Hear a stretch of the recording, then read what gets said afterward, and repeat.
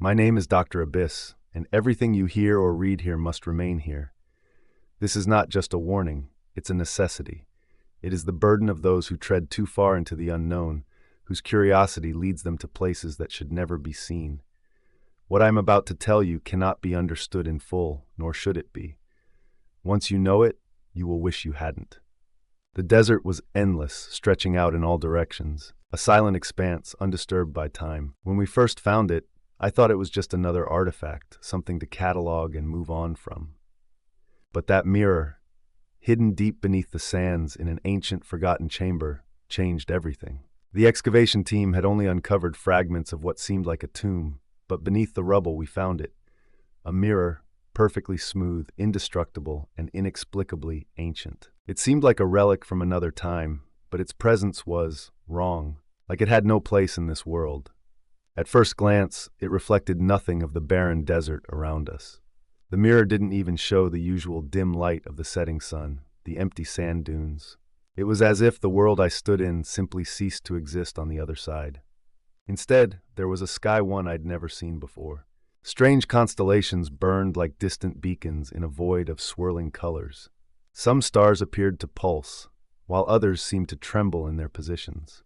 The depth of it was impossible to fathom. It felt like gazing into infinity, but not the peaceful infinity we humans envision, a terrifying, endless expanse of cosmic unknowns. The team grew uneasy. Visions started, odd fragments of sound, the air thickening with a pressure I couldn't explain. Some members claimed to see things moving within the reflection, strange figures in the shadows, things that shouldn't be. I didn't believe them, but I couldn't deny the unease growing in my chest as I stood before the mirror. That's when Purple Lagoon sent for me. They knew. Of course they knew. They always know. They had been monitoring the site since the initial reports came in. They insisted on my involvement. Specifically, they insisted on me interacting with the mirror. Your expertise is vital, they had told me. We need to understand this, to control it. I don't remember the exact moment I first stared into the mirror for more than a few minutes. Maybe it was the pull of curiosity, or maybe it was the eerie quiet that had taken over the site. But once my eyes met that reflection, time seemed to slow. I felt something. Something that wasn't mine. Something watching me. The first vision came at night. It was subtle at first, a whisper in the back of my mind. The air around the mirror thickened, warping in a way that felt unnatural. As I stared deeper into the reflection, I saw the sky shift, and in it, figures began to materialize. They were colossal, massive beings that dwarfed anything human, their bodies adorned with intricate markings that seemed to shift as they moved.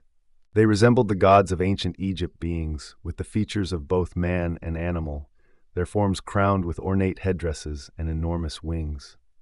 But these were not gods to be worshipped. They were ancient entities, beings from the very dawn of time itself. Their eyes were impossibly vast, like black holes that threatened to swallow all meaning. Their gaze held power, ancient and unknowable.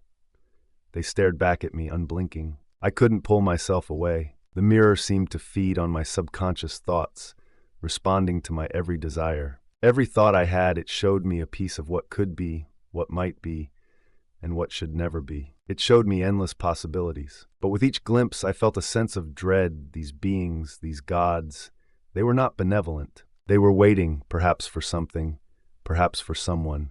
And that's when I realized something horrifying. The mirror wasn't just a window, it was a doorway, a portal, a connection to another dimension.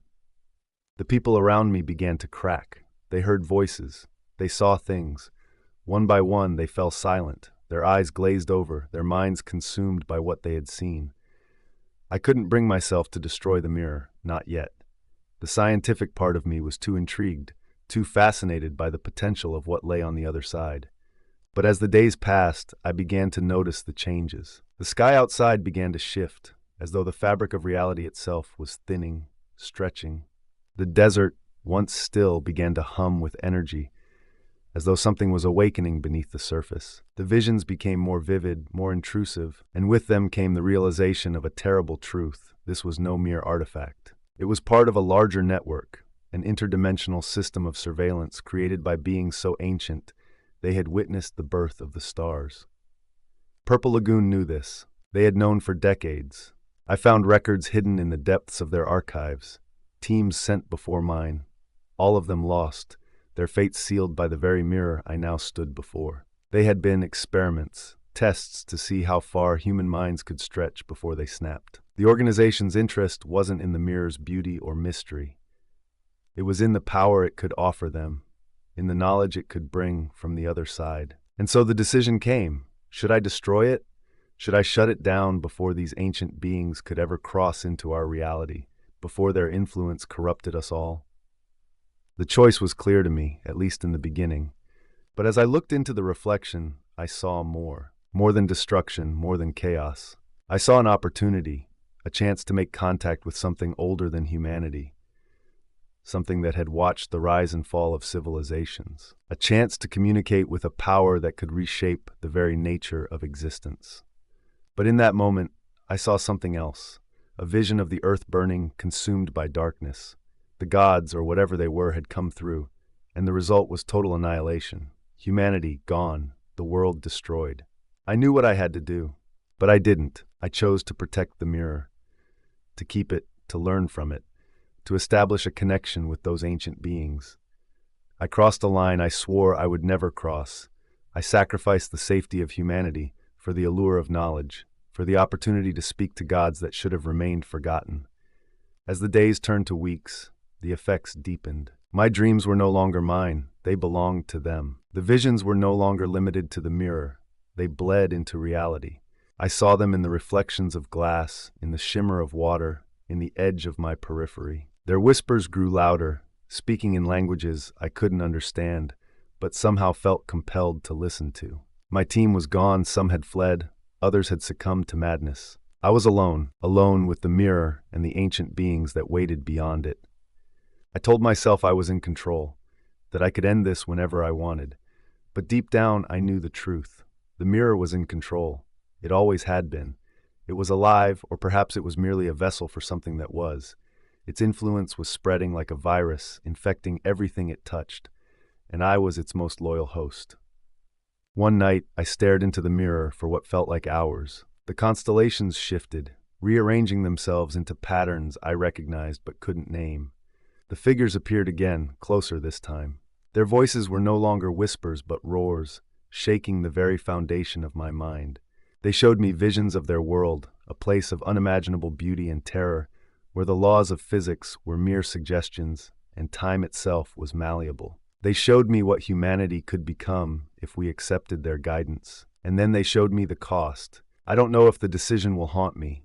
I don't know if I made the right choice. But I do know this. As I stood there, watching the last remnants of the excavation team packing up, the air around the mirror seemed to pulse with life, and I could hear them.